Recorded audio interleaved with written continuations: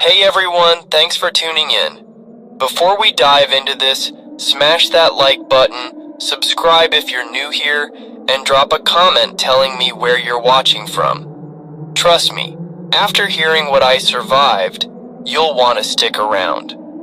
My name doesn't matter. What matters is what I am, a sniper.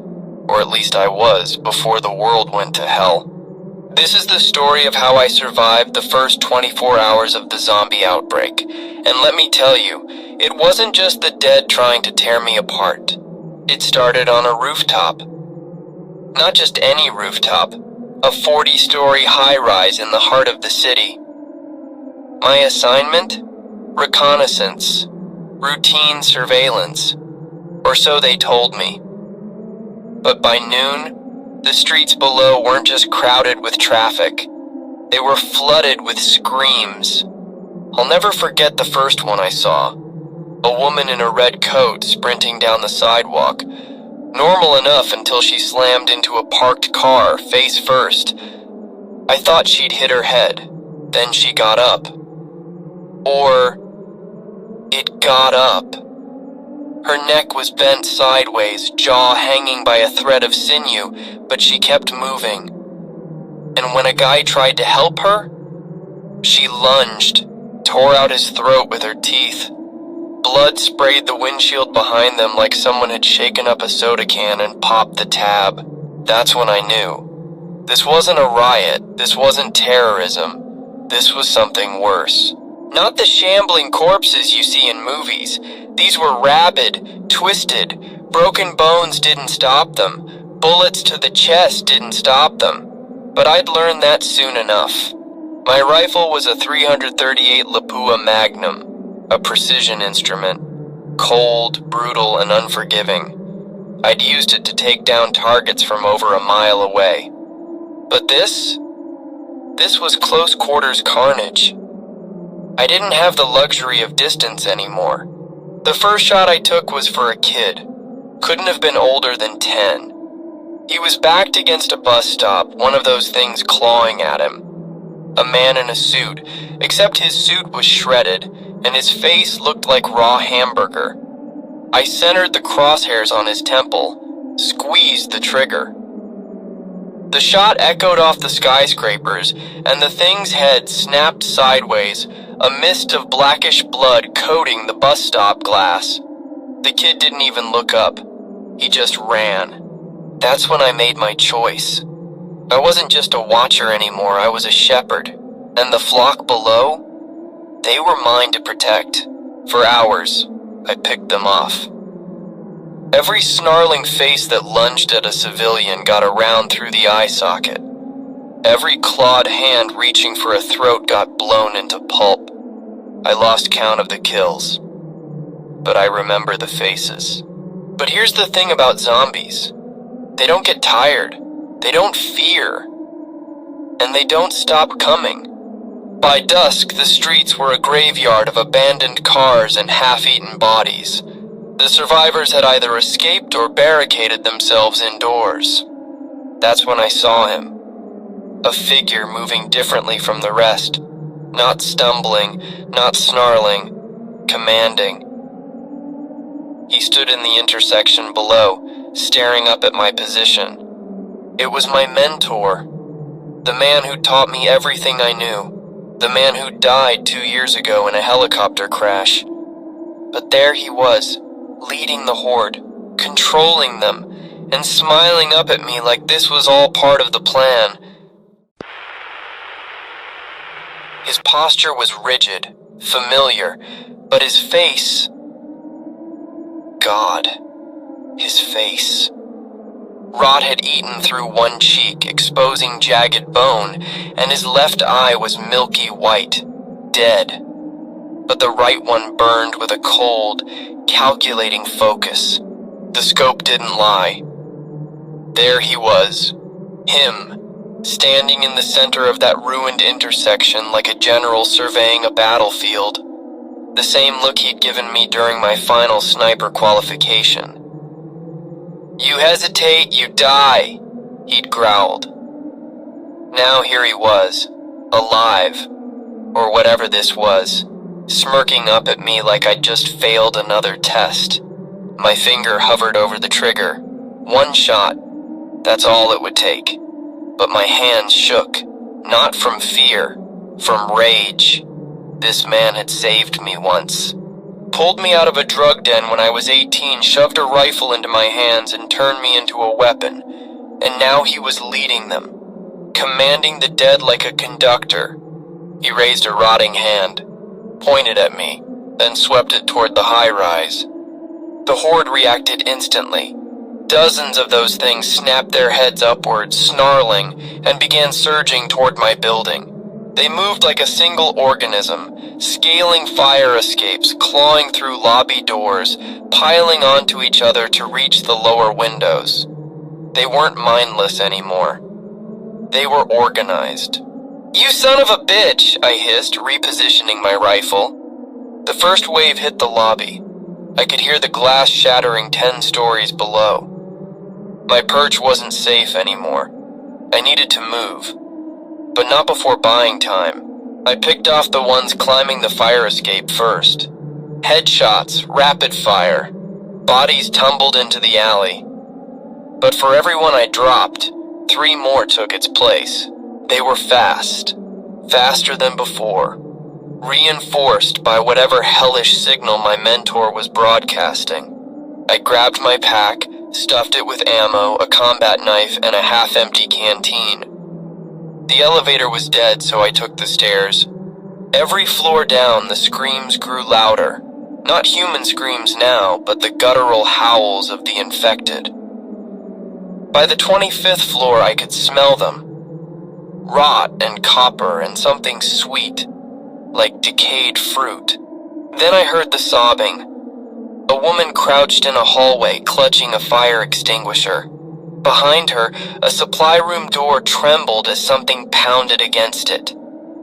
"They're inside!" she screamed. "My co-workers! They turned! Oh God!" The door burst open. 3 of them spilled out, teeth snapping. The woman swung the extinguisher, cracking one's skull, but the others dragged her down. I didn't think. I just moved. The knife went through the first one's ear. The second, I shot point blank, the round exiting its temple and embedding in the wall. The third was still chewing on the woman's arm. I stomped its head until it stopped twitching. She stared up at me, bleeding, shaking. I didn't answer, just raised my pistol.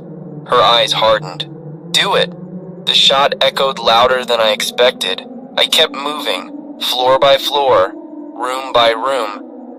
The building was a tomb now, every shadow hiding teeth. I lost track of time, lost track of kills. But I remember the faces. The receptionist with her jaw torn off, still crawling toward me. The security guard using his own handcuffs as brass knuckles. The infected child in the conference room, its giggles echoing as it lunged. By the 10th floor, I was out of ammo for the rifle, down to the pistol and knife. That's when I heard the voice. "You always were sentimental," crackled a voice over the building's PA system. His voice. "Leaving your perch to play hero. Pathetic." I froze. "How?" I shouted at the ceiling. "You're dead!" "Death's a ladder, kid, you'll see." The PA cut to static, then a screech, a frequency that felt like ice picks in my ears. The horde answered. Their howls vibrated through the walls. They found me on the 8th floor. A dozen of them, maybe more. I backed into an office, barricaded the door with a desk, and started throwing everything I could. Monitors, chairs, a fucking potted plant. They slammed against the door, howling. Glass windows overlooked the street below. 7 stories. Too far to jump. "You could join us," his voice purred over the PA again. "No more orders, no more weakness, just hunger." "Go to hell!" I snarled. The door splintered. A clawed hand reached through. I fired my last pistol round into it, then grabbed the knife. They poured in. I fought like an animal. stabbing eyes, slashing tendons, biting when I had to. One bit into my shoulder, and I gutted it with the knife. Another tackled me through the window. Glass shattered. For a second I was weightless, falling. Then my hand caught the edge of the broken window. Dangling 7 stories up, the horde leaned out, snapping at my fingers. My mentor's laughter boomed over the city. I swung my legs, hooked a ledge on the floor below, and dropped onto a balcony. Alive. Barely. The streets were worse. Fires raged. Bodies hung from cars. And there he stood, at the center of it all, surrounded by a pack of infected that moved like soldiers. He raised a hand and they parted, revealing a path straight to him. 7 stories below, the city had become a charnel house. Flames licked the skeletons of cars, casting jagged shadows that danced like demons. The air reeked of gasoline and burnt hair. But the worst part? The noise. Not screams anymore, just the wet, rhythmic sound of jaws working. Feeding. I crouched on that balcony, blood dripping from my shredded shoulder, and weighed my options. Jump? Suicide. Stay? The horde above would find me eventually. The only path was forward, into the nightmare. I scaled down the building's exterior, using shattered windows and AC units as footholds. Every muscle screamed. Every grip threatened to fail. Halfway down, a cluster of infected spotted me. They gathered beneath, arms outstretched, teeth clacking like castanets. One climbed onto another's shoulders, reaching higher. I kicked its face, felt bone crunch, and dropped the last 10 feet onto its torso. The impact knocked the wind out of me, but I rolled, knife slashing, cutting tendons and throats.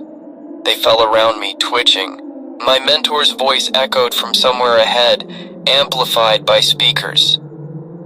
You always hated cities. Too many variables. Remember Mogadishu? I froze. Mogadishu. A mission gone wrong. Civilians caught in crossfire. He had ordered the shot that started the bloodbath. You called it collateral damage, I spat, moving toward the sound of his voice. I called it efficiency, he corrected. And look at you now. Still playing soldier, still losing. A growl to my left. 3 infected circled me. Former cops, their uniforms stained black. One still clutched a baton. They lunged in unison, trained, coordinated. I sidestepped the first, driving my knife into its spine. The second swung the baton. I caught its arm, twisted until the bone snapped, then stabbed its eye. Breathless, I staggered into an alley. That's when I saw the girl. She couldn't have been older than 16, huddled behind a dumpster, a kitchen knife trembling in her hands. Please, she whispered. Don't hurt me. I'm not one of them, I said, crouching. You alone? She nodded, tears cutting through the grime on her face.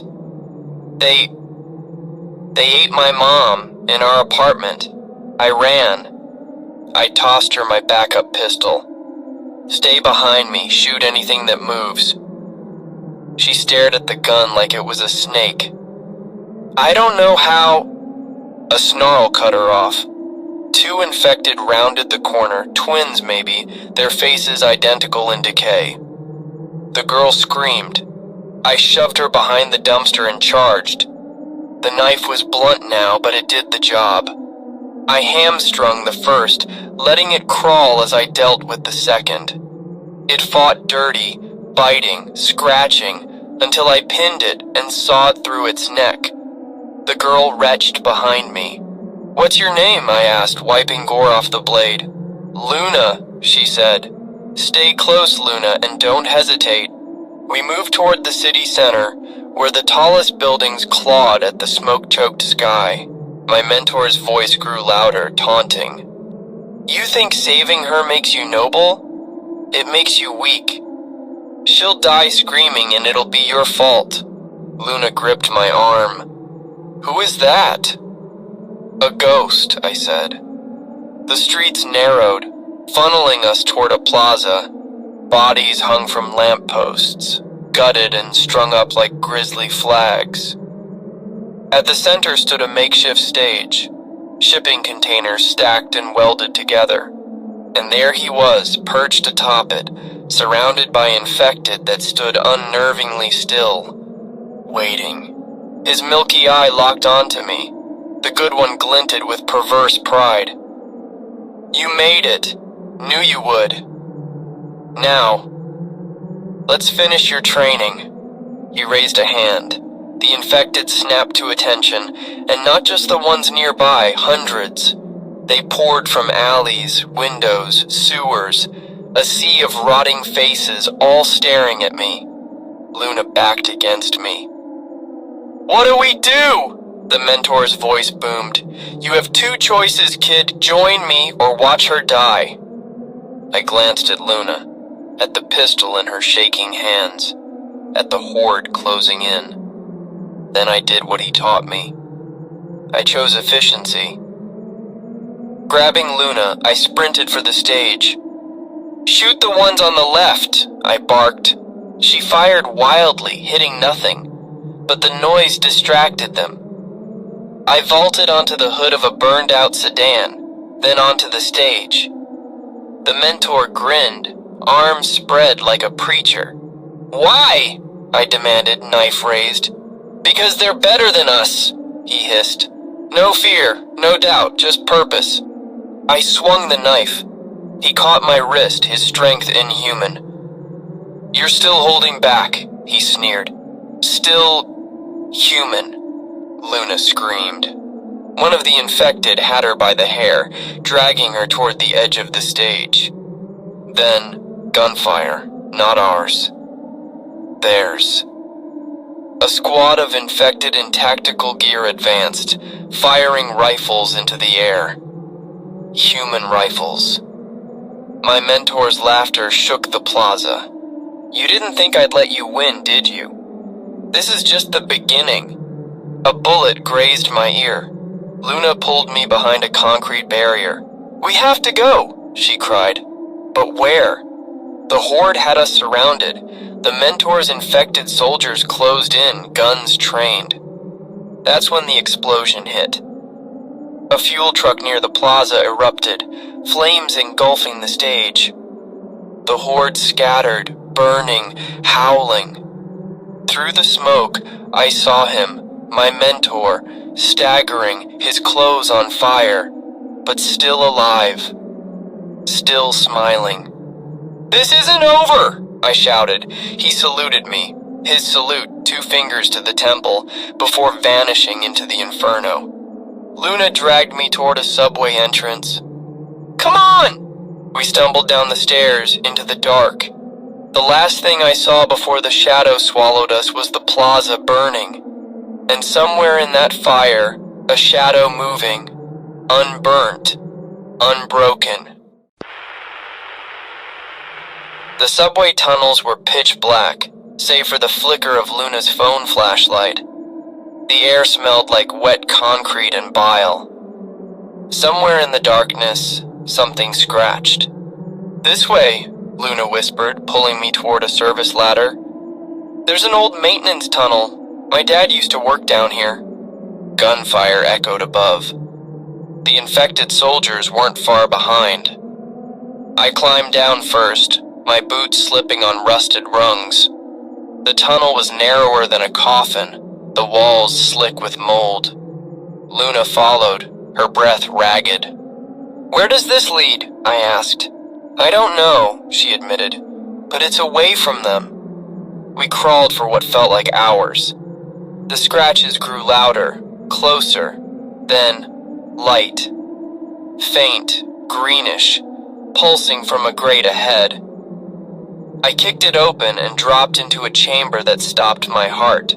It was a hive. The walls were veined with bioluminescent fungus, glowing like radioactive spiderwebs.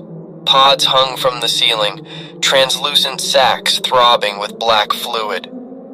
Inside them, people. Or what used to be people. Some still twitched. Others stared out with milky eyes, mouths frozen in silent screams. Luna gagged. "What is this?" "A nursery," I said, cold realization dawning. "They're growing them." A wet rip echoed behind us. One of the pods split open, and a naked, hairless thing slithered out. Its limbs were too long, fingers tapered into claws. It tilted its head, clicking, before screeching, a sound that shook the chamber. More pods burst, dozens of them. "Run!" I shoved Luna forward. We sprinted through the hive, the creatures scuttling after us on all fours. They were faster, smarter. Luna tripped, and I yanked her up just as a claw grazed her backpack. The tunnel opened into a wider space, an abandoned underground station. Train cars sat derailed, their windows smashed. A faded sign read, "City Central, Platform 3. "Up there," Luna pointed to a catwalk above the tracks. We climbed a maintenance ladder, the creatures leaping, snapping at our heels. I kicked one in the face, sending it crashing into a pillar. The catwalk shuddered under our weight. Ahead, a door labeled security hung askew. Inside, we barricaded ourselves with filing cabinets. The creatures circled below, hissing. Luna slumped against a desk, clutching her side. "I'm bleeding," she murmured. I tore open her shirt. A claw had ripped through her ribs, shallow, but the edges of the wound were blackened, infected. She saw my face. "Oh God, am I—" "We don't know that," I lied. A radio on the desk crackled to life. "You've seen it, haven't you?" My mentor's voice. "The future. No more weakness. No more pain." I grabbed the radio. "What did you do?" "Evolution," he said, almost reverent. "The fungus. It rewrites them, makes them stronger, smarter, and soon it'll rewrite you." Luna's breathing quickened. Her pupils dilated. "It's burning," she whimpered. "My veins! It's burning!" The radio crackled again. "Bring the girl to me, or watch her turn." I smashed the radio against the wall. "We're getting out of here!" "How?" Luna cried. I rummaged through the security lockers. Grenades, a shotgun, and a map of the tunnels with a red X over a section labeled Quarantine Zone. "Here," I said, thrusting the map at her. "There's a vent shaft that leads to the river. If we can reach it—" A crash. The filing cabinets buckled. One of the hairless creatures wriggled through, jaws unhinging. I blasted it with the shotgun, but 3 more surged in. Luna grabbed the grenades. "Go!" she screamed, priming one. "I'll hold them off!" Like hell, I grabbed her arm. "I'm dead either way." She shoved me toward the vent. "Go!" The grenade clattered to the floor. I dove into the vent just as the explosion tore the room apart. Metal screamed. Concrete rained down. The last thing I saw was Luna's face, terrified, furious, alive, before the vent collapsed behind me. I crawled, alone. The vent opened into a drainage pipe, icy water waist-high and reeking of chemicals. The quarantine zone loomed ahead, a massive steel door rusted shut. I pried it open with the shotgun barrel, muscles screaming. Inside, it was silent. The room was a lab, or had been. Computers sat decaying, vials of neon liquid shattered on the floor, and in the center, a glass tank, empty. A placard read, "Project Eclipse, Strain X13. Footsteps echoed behind me. "You always were stubborn," my mentor said, stepping from the shadows. His burns had healed. the flesh knitting together with black tendrils of fungus. But you're too late. The strain is airborne now. I raised the shotgun. You infected her. I saved her, he corrected. Just like I'll save you. He moved faster than I could blink. The shotgun flew from my hands. He pinned me against the tank, his breath rancid. Join me, he whispered, or spend your last hours watching the world burn. I headbutted him again. He staggered, and I drove a broken vial into his chest. The neon liquid inside hissed, smoking as it met his fungus-riddled flesh. He roared, clawing at the wound. You forgot one thing, I spat. I don't need a gun to kill you. The lab doors burst open. Luna stood there, panting, her eyes pitch black. The infection had reached her face, veins bulging like roots. But she was still her. You promised, she growled at the mentor. No more pain. He laughed, choking on his own rot. You're alive, isn't that enough? She snapped his neck with a sound like a tree branch breaking. The mentor crumpled. Dead. Again. Luna swayed, collapsing into my arms. It's in my head, she whispered. The fungus. It's talking. I carried her toward the exit. What's it saying? She looked up, tears cutting through the black veins. It's hungry.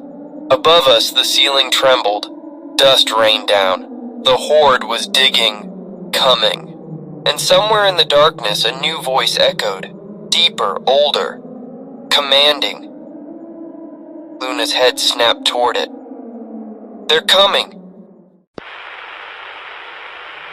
The voice wasn't human. It wasn't even a voice. It was a vibration, a subsonic hum that made my teeth ache and my bones shudder. Luna clawed at her temples, screaming. The black veins pulsed like live wires under her skin. Make it stop, she begged, but I couldn't. The fungus was in her blood, in her brain. And whatever was coming, whatever it was, had been waiting for us. I dragged Luna toward the lab's emergency exit, a steel hatch marked river access. Rusted bolts screamed as I cranked the wheel. Cold air blasted in, smelling of sewage and rot. Outside, a narrow ledge overlooked a churning underground river, its surface littered with pale, bloated bodies. Jump! I yelled over the roar. Luna hesitated. I can't! It's in the water! Behind us, the ceiling collapsed. The hive creatures poured through, their bioluminescent eyes casting an eerie glow. Leading them was something new, taller, thicker. Its body was a grotesque fusion of human and fungus, mushrooms bursting from its joints, tendrils writhing like tentacles. The Alpha. The source. It pointed at us with a branch-like finger and hissed. Luna's head snapped toward it. It wants me, she whispered. To join them. No. I gripped her arm. We jump. Now. She wrenched free. You don't get it. I can feel them. They're not monsters. They're aware. And they're angry.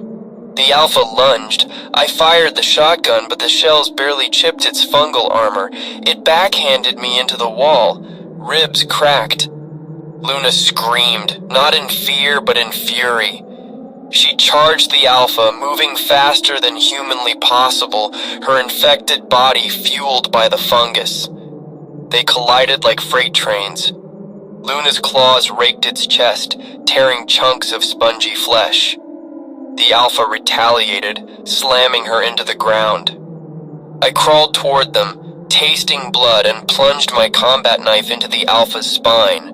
It howled, thrashing, and hurled me into the river. The water was ice.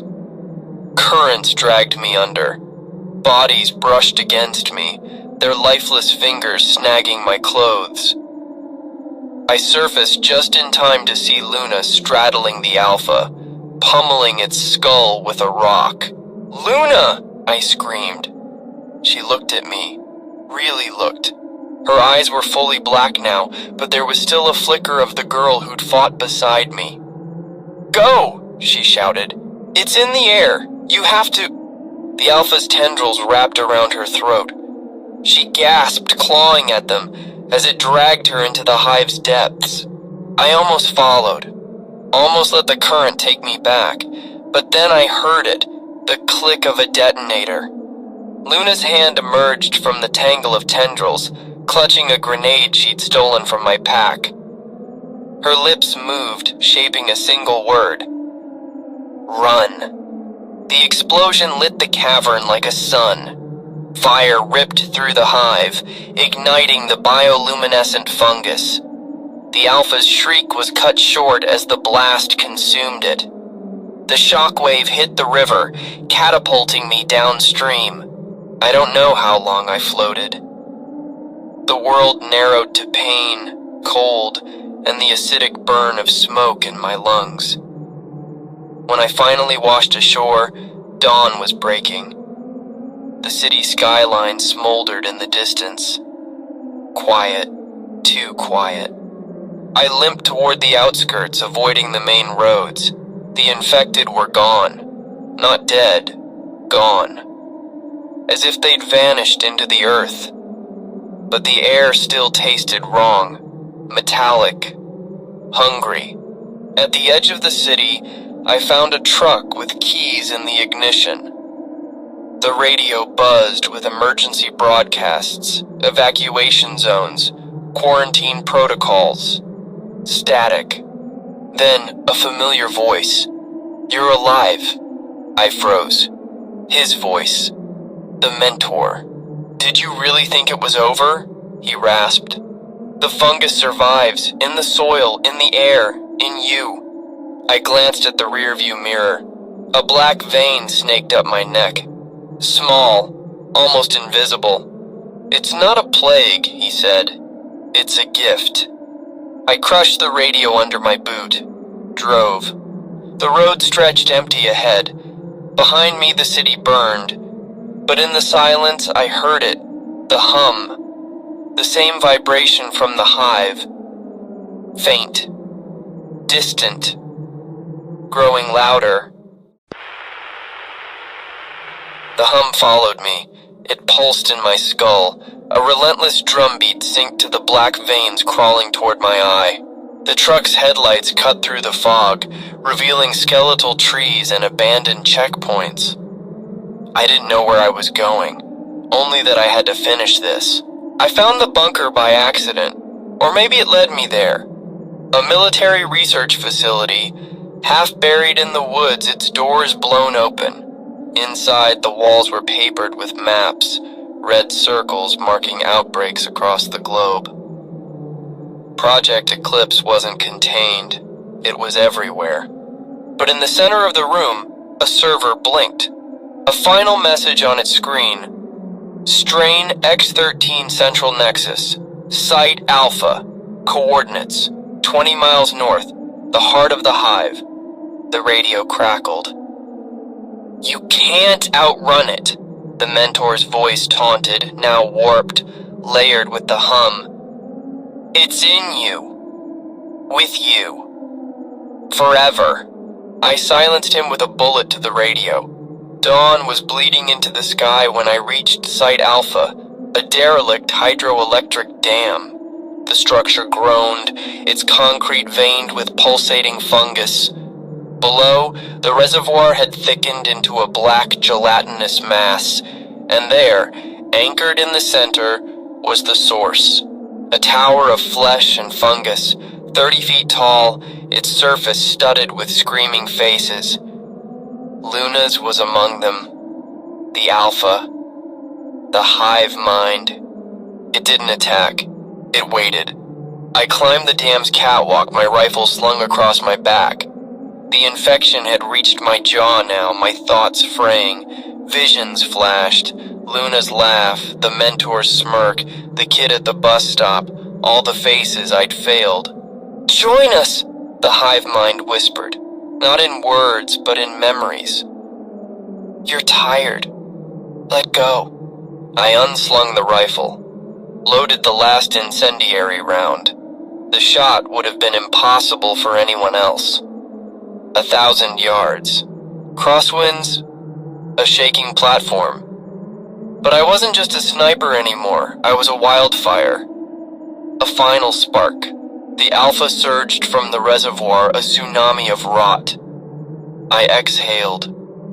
Fired. The round struck the tower's core.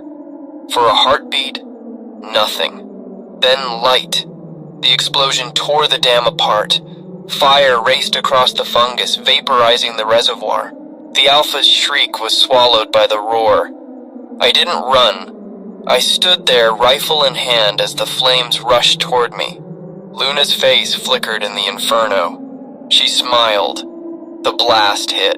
They say your life flashes before you when you die. They're wrong. Only the good parts do. The first time I held a rifle, the kid at the bus stop, alive. Luna's voice, you're not weak. And then, nothing.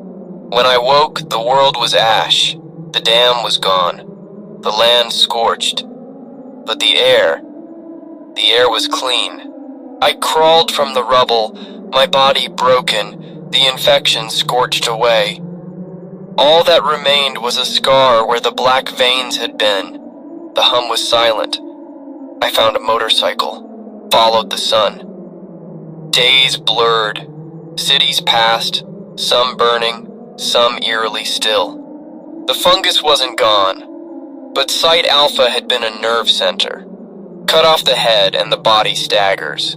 At a gas station near the coast, I heard a voice. Any survivors, head to the offshore rigs. We have safe zones. Repeat, this is a radio crackling on a counter. I picked it up. Hello? A woman's voice. Is someone there? I pressed the transmit button. Hesitated. Let go. The bike's engine roared to life. Behind me, the horizon darkened with storms. Ahead, the ocean glinted. I don't know if we'll win, but I know this. The last shot is never the one that kills you. It's the one you choose.